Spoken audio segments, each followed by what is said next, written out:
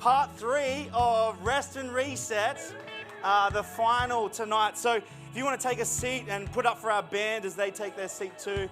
And I do want to welcome all our online viewers and those that are watching from afar.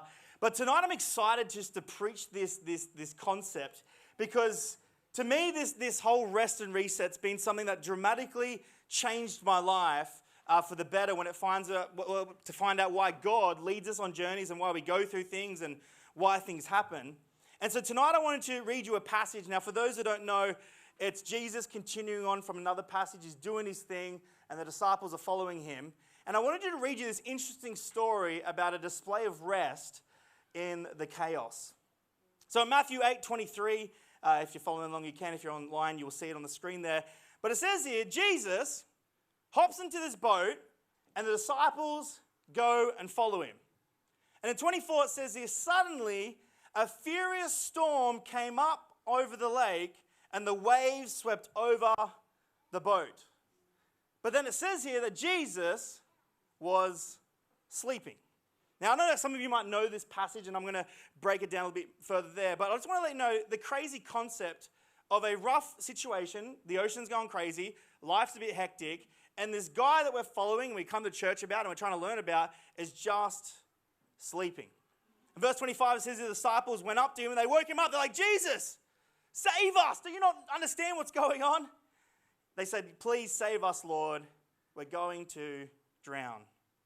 In 26, he replied, and Jesus wakes up and says, you of little faith, why are you so afraid? Then he got up, rebuked the winds and the waves, and it was completely calm. And the men were amazed, and they asked, what kind of man is this? Even the winds and the waves obey him. You know, I think about this what we're in the middle of right now, the rest and reset. Rest being that when life is chaotic, when the news is not reporting too well, when we come into a Christmas season of chaotic stuff and our family matters and all this stuff that we have in our lives, we have to actually rest before we can reset.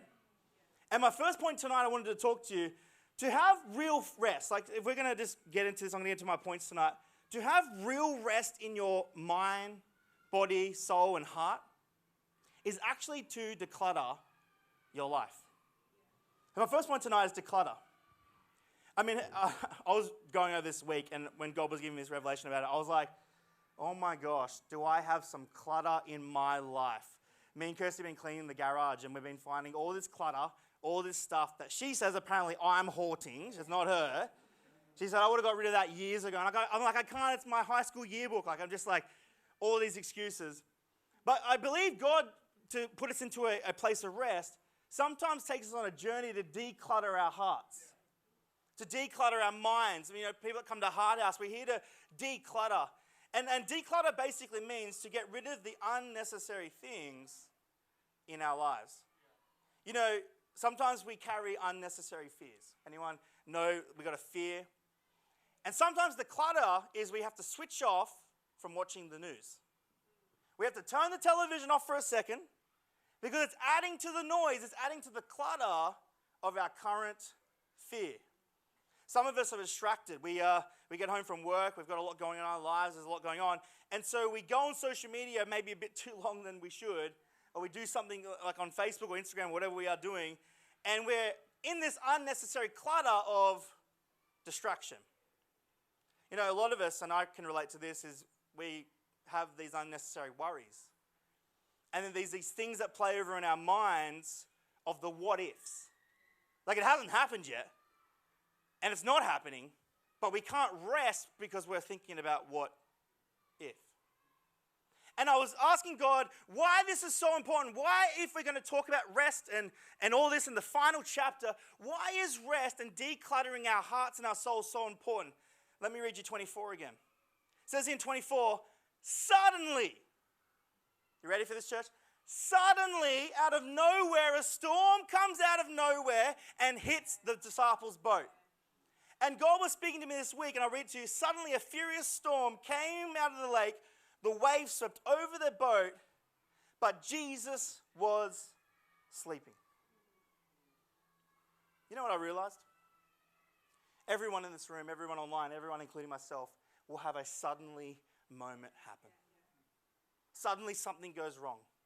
Suddenly something happens. Suddenly things go wrong in our lives. And God, in this chapter, I believe, is showing us how do we react to the suddenly.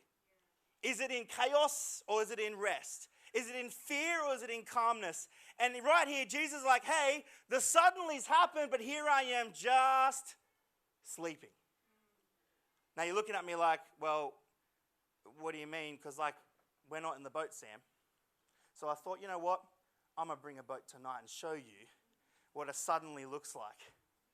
You know, I want to read you this here. It says, depending on how cluttered your heart is depending on how you will react to the suddenlies in your life.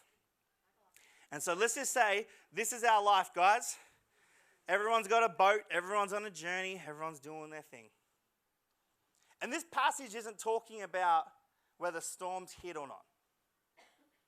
Some of us are currently in storms. Some of us have been in storms. Some of us might know there's a storm coming. But I want to show you how Jesus reacts to storms. So I can imagine it looking a little bit like this.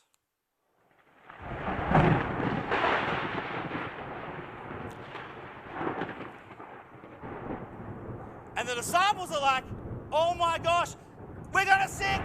We're drowning. It's all over. Have you seen the news? Have you seen what was on Facebook? Even though people don't use Facebook. Have you seen what happened on Instagram? Can you see what's happening on the news? Can you see what the finances look like? Can you see this? And then all of a sudden, Jesus is just like,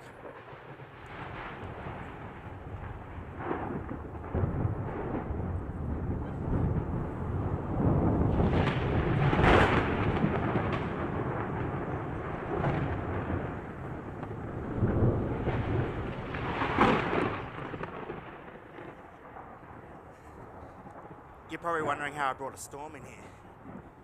I know a guy. But if we take this concept and we understand that even though Jesus was there with the disciples, the storm still hit. The suddenly still happened. It wasn't about the storm, it was about the reaction to the storm. I don't know if anyone in their lives right now and the storm can come back and you're like, I don't know, man. I don't know if this preacher guy really knows what he's talking about. I got stuff going on. It's really hard to switch off during Christmas because it's chaotic. There's a lot going on, like Jesus, or you might even not know Jesus, and you're like, come on. Can you stop this from happening? What's going on? Can you stop the chaos? Can you stop what's going on? And Jesus is just like, if you want to hop back in the boat for you, so show you.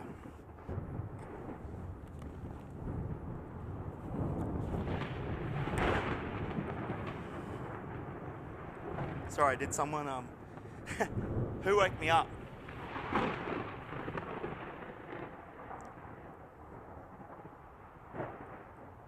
Who woke me up? Hey, guys, I was sleeping. Hey, guys, the storm doesn't affect me. Hey, guys, what's happening on the news isn't bothering me right now. Hey, guys, don't think you're a bad parent or a bad mum because you saw good things on Instagram and Facebook. You're not. Just rest in my presence. Stop comparing. Stop thinking, do I need more money? Do I need more? And then on the seventh day, he said, stop.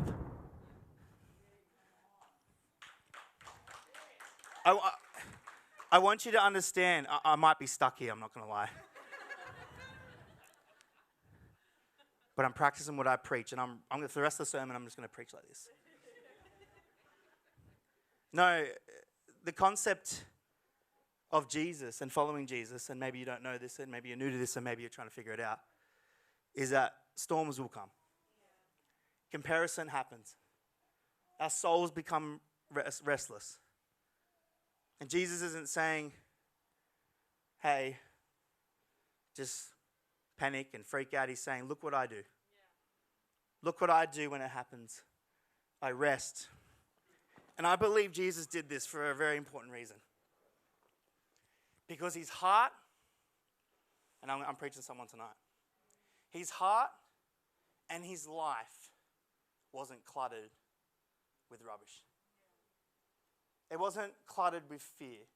It wasn't cluttered with comparison. It wasn't cluttered with ifs and buts, and it wasn't cluttered with panic. It was simply, I know who I am, I know where I am, and I know who I'm with. And sometimes, people in this room, you need to hear this. Sometimes you have to put the phone down. Because when the storm comes and the suddenly comes, we don't want panic. You don't want your life in panic. You don't want your family in stress. You have to sometimes put the phone down. You know, while everyone else is freaking out in a thunderstorm, we should find a place to rest. You know, you probably asked me tonight, well, Sam, that's awesome. Declutter. How do I start to declutter my life? And I'm glad you asked. Thanks for asking, because I wrote that in my notes in case you asked. See, clutter in our hearts of fear and mess and worry causes us to react in panic when the storm suddenly hits. But when we declutter and we stop, and maybe we put down the phone, and maybe we don't watch the news, and maybe we just take a moment to go for a walk, and like I said a few weeks ago, learn to love boredom, then that's where I think we find peace and rest. You know, the second point tonight I wanted to preach to you is what I believe God's talking about in this topic is disregard. He wants us to disregard some things in our lives.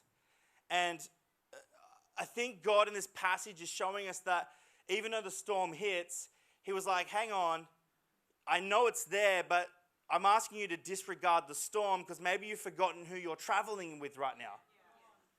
Like maybe you forgot in the middle of what's going wrong in your life.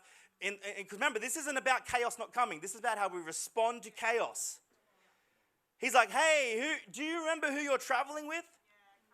And in verse 25, the disciples went up to him, and I read it again, and they woke him up.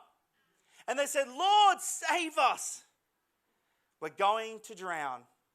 Anyone ever feel like life at the moment, they feel like they're going to drown? It's too much going on. It hurts. It's painful. It's overwhelming.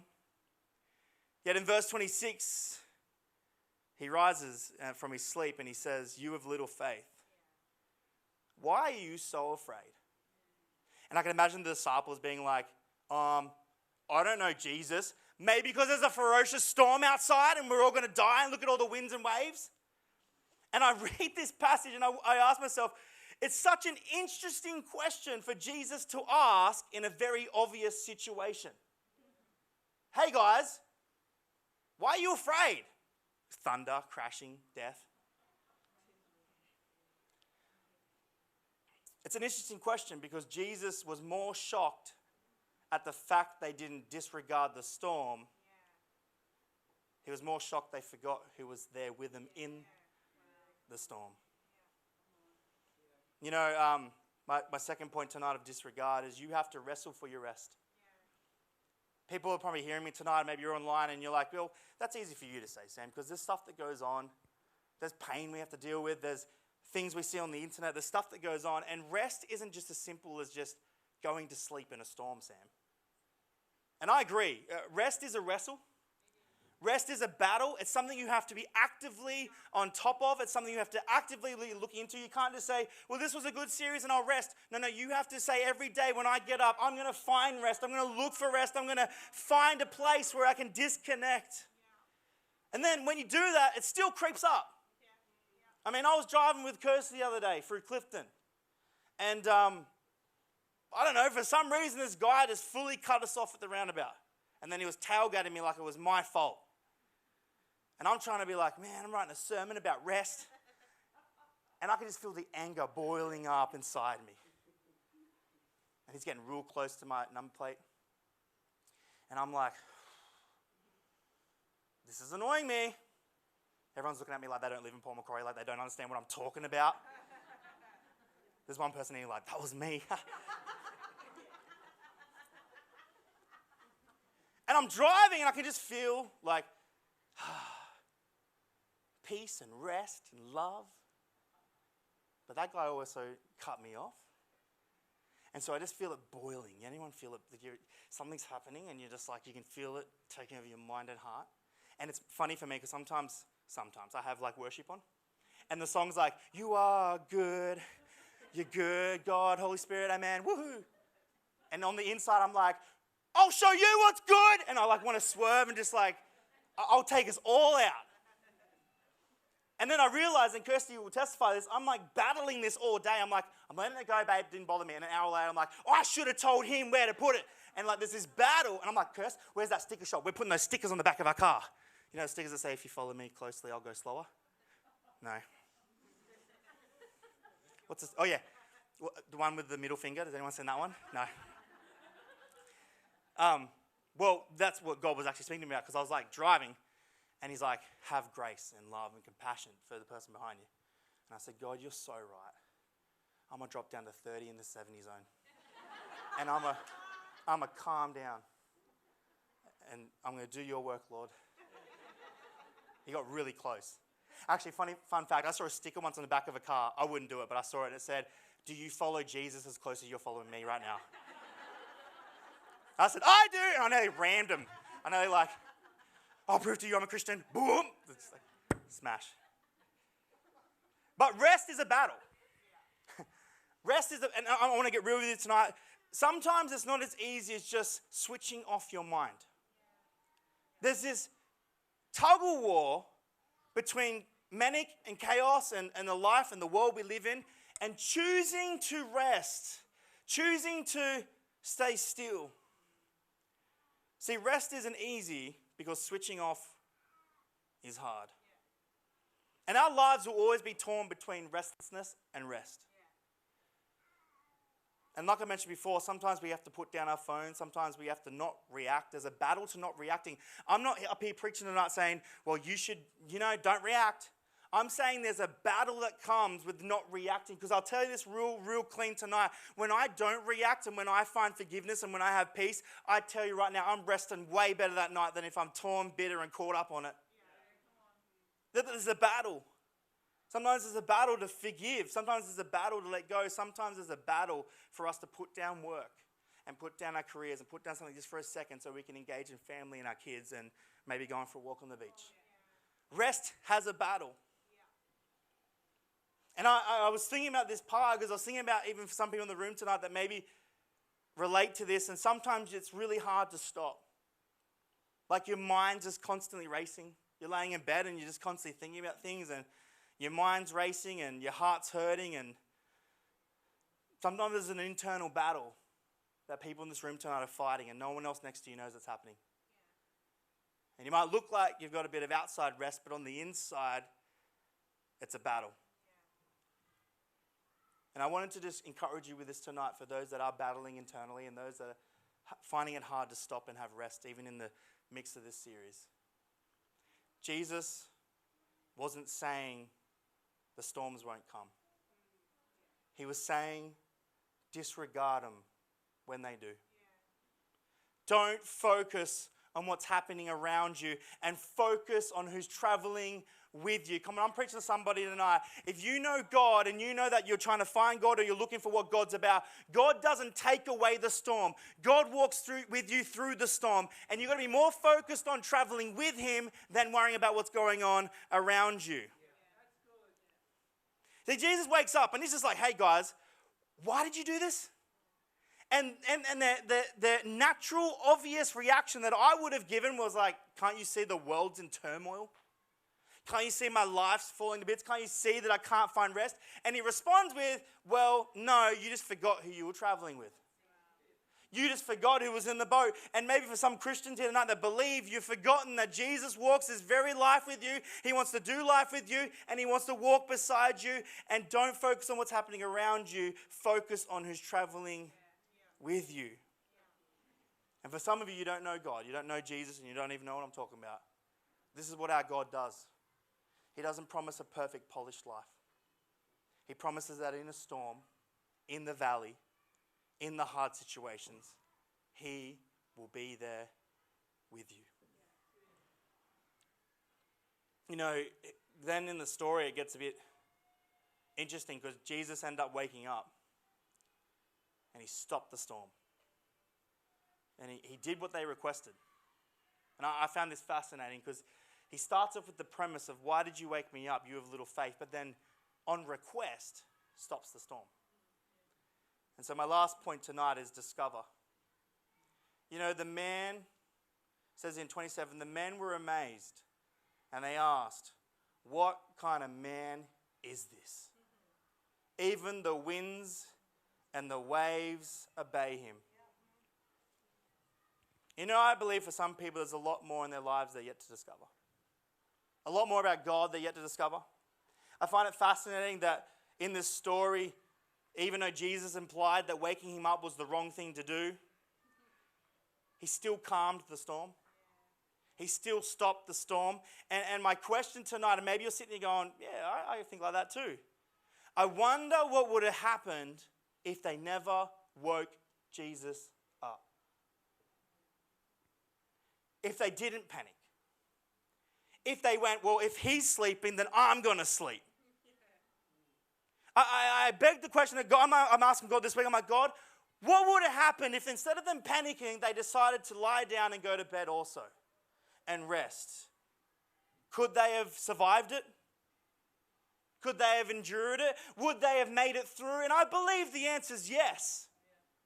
Because I know right now in this life, and you might be relating to this, but you are currently going through, and have been through storms. And you made it, you endured it, and you survived it. And I want to encourage someone tonight that it's been hard, it's been tough, it's been, man, you wouldn't know my story, and say, well, at Heart House, we celebrate survivors in the place tonight that have made it through the storms. Because when we do that, we realize we discover our purpose in life. See, when we lose discovering his rest, we lose uncovering our destiny. Because as I begin to close this part, if the storm came and he said, and the disciples said, well, if Jesus is asleep, then I'm going to go to sleep. Don't you think that when the storm finished, they would have made it? Don't you think it would have been fine? Don't you think that would have been an amazing story to tell, to say that, hey, do you know what? I slept through a storm. And for some of you tonight, you need to hear this, because I know you're in a storm, you're currently going through a storm, and you might even be just like, what the heck, man? You're telling me to find rest, but there's so much going on in my mind. I want to tell you now, when you're in the storm, this is when you start to discover your destiny. Because I believe if you're with Jesus and you know Jesus, you will make it through the storm. So the answer isn't to panic. It's to rest. Think about this. You probably got some stuff going on right now, and it's chaotic. And I'm pretty sure if you ask God, get involved, he somewhat would. And there's a part where he did this where he's like, yeah, the storm's going to go away and I'm going back to bed. But the fact that he reacted in the way he did, like, why did you wake me up? Showed me that this passage was less about the storm and more about trusting who was with them in the storm. And right now there's some people that are struggling to find rest. But let me tell you this tonight, don't beg for the storm to go away. Beg that you can rest in the storm, lay down in the storm, sleep in the storm, be okay within the middle of the storm, because we all know the suddenlies are coming. And I ain't going to go to Jesus and go, oh, please take this away. I'm going to go to him and say, God, show me what it means to rest in this chaos. When the whole world's going bananas, I'm going to lie down. When everyone's freaking out at work, I'm going to relax. Because what was Jesus doing? He was sleeping. So it's not a disregard of the storm. It's coming. It's the reaction to the storm. Do we react in rest? Or do we react in restlessness? And so there's so much more for us to discover. When we lose discovering his rest, when we stop looking for rest, when we stop looking for a quiet time, when we stop trying to stop this chaotic life, then we lose what he's trying to do with us in the first place. Because in the chaos, we lose our destiny. And the real miracle is not whether God can stop a storm in life, because he can do that if he wants. The real miracle is discovering that every single person in this room and online can survive a storm, go through a storm, and make it on the other side of a storm, and that becomes their story, that becomes their lives, that becomes everything. Which is why the reset kicks in. Because once you rest, then you reset. You use your story, you use your stuff, you use it for God's glory and to see what you can do in your neighborhoods and to do what you can do in your church. And God doesn't want us just sleeping all the time. He wants us to rest so that we can reset. You know, someone needs to hear this tonight. I'm preaching to myself as well, and I want to just have maybe a one-on-one with you. And I just wanted to say, you might not believe it, but I believe it, that it's in you. Like, you might be like, oh, no, you don't understand what's happened, Sam. The church would never comprehend what happened in my life, but I know my God know my God enough to know that He has built it in us to survive the storm, to conquer it, to make it through, to get on the other side of depression, to get on the other side of the anxiety, to make it through. And His response isn't to work harder and to panic. His response is, when you find yourself there, just rest. Too many of us want to fix it. Rest. You go, well, Sam, this really happened and I need to do A, B, and Z. No. God says, hey, if that's happened in your life, just lie down. Rest. Because you have to trust Him enough when things get tough. And it's not about how you're traveling. I need to wrap it up because we need to go home. But it's not about how you're traveling. Listen to me tonight. I'm preaching to someone because you're struggling to travel well through life right now. It's not about how you're traveling. People always think, oh, well, their life must be good because they're traveling well. No. It's not about how you're traveling. It's about who you're traveling with. You need to hear this tonight because people will go, well, I'll do this stuff if my life's perfect. It don't come perfect. God teaches us a different response to the imperfect. So you're going to be here tonight and there's stuff that goes wrong and this church isn't perfect and I don't have a perfect life. But God's teaching me not to react in the chaos. He's teaching me to rest in the chaos. So I can reset my life and tell people what a good and gracious and glorified and amazing God He is. Because if He can do it in me, I believe He can do it in you. And you need to trust tonight that it's in you. You just need to discover it. Some people, they have the story, I get it. And it's tough. But it don't matter how you're traveling. It's about who you're traveling with. As the band comes. At Hard House, we believe the survivors in the room. And we celebrate that tonight. We're not frowning upon people's stories and we're not like, well, grow up and get over it. We understand there's a battle that happens in between our rest and peace. We understand that sometimes our minds consume us so much that we can't even think about tomorrow. We understand that all these things happen. We understand it's real and it's raw and you're living in a storm where you might just come out of one or you're about to go into one. We're acknowledging that. But I also want to acknowledge the fact that it's not about, like I said, who you're traveling, or how you're traveling, but who you're traveling with. And some people tonight need to be reminded that God's in that boat with you right now. It's the most encouraging thing you'll ever hear. Discover what your life would look like if you didn't wake up Jesus. Because waking up and not discovering the storm is what cuts and destroys your destiny. And I believe tonight everyone in this room has a destiny and they have a plan and they have a purpose. And the storm you've been through is the fuel. It's the inspiration. It's the part of your life that people will need one day. It's the part of your life that people will seek one day. It's the part of your life that you thought might have came to destroy you, but it will bring healing to somebody else. The storm helps the people around you. And so my response tonight is not God, stop the storm. It's God, teach me to rest in the storm. I don't want to get it twisted. I don't want people to go, well, Hard House, they're just talking about let's just sleep and not acknowledge the world's chaos and Christmas is chaos and our family. No, we know it's happening. We know it's there, but our response becomes different because of who we're traveling with, who we know, who we're doing life with. And for some of you, you've forgotten that. And for some of you, you didn't even know that God wants to partner with you and do life with you. He doesn't want to watch you suffer. He wants to be there in the boat as you go through the storm. Come on. Stand with me tonight. We're going to close this well.